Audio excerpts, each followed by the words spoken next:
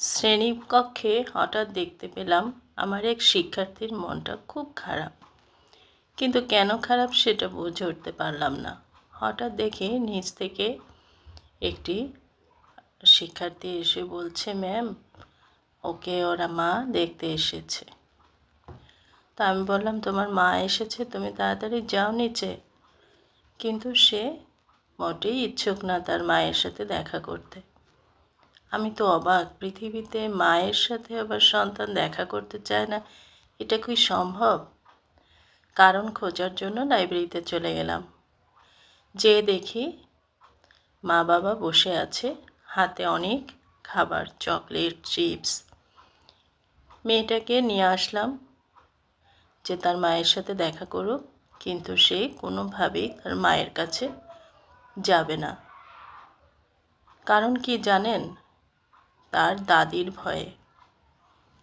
তার দাদি এতটাই নির্যাতন করত যে তার মা সন্তান রেখে বাবার বাড়ি চলে যেতে বাধ্য হয়েছিল। তারপর হঠাৎ একদিন জানতে পারল সে কঠিন একটা রোগে ভুগছে। রোগটা কি জানেন? ক্যান্সার। মরণ ব্যাধি ক্যান্সার। এই ক্যান্সারে সে আক্রান্ত।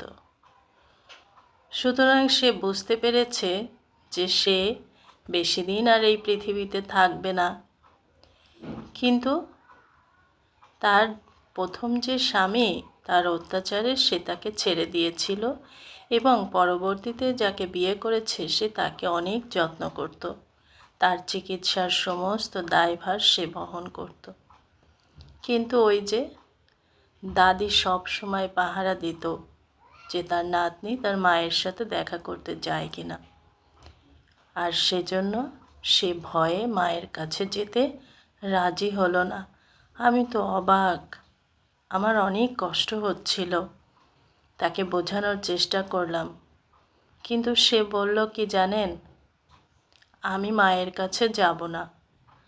তার মানে দাদি তাকে এতটাই ভয় দেখিয়েছে যে সে মায়ের ভালোবাসা, মায়া, মমতা সব ভুলে যেতে বসেছে। এরকম হাজারো ঘটনা আমাদের এই সমাজে আছে, যা সত্যিই অনেক কষ্ট দেয়। সেই যে ঘটনাটা এখনো আমাকে মনে করিয়ে দেয় যে ভয় মানুষকে কত দূরে নিয়ে যেতে পারে। কিন্তু তার দাদিকে একবারও বুঝতে পারল না যে যে মা মেয়েকে আলাদা করে ফেলেছে, মা তো এই পৃথিবীতে বেশি দিন থাকবে না। কিন্তু কেন একটু ভালোবাসা না মায়ের কাছ থেকেও পেত? ক্ষতি কী ছিল? কিন্তু দেখুন, মেয়েটা ভয়ে মায়ের কাছে তো গেলই না, মায়ের দেয়া গিফটগুলোও নিল না।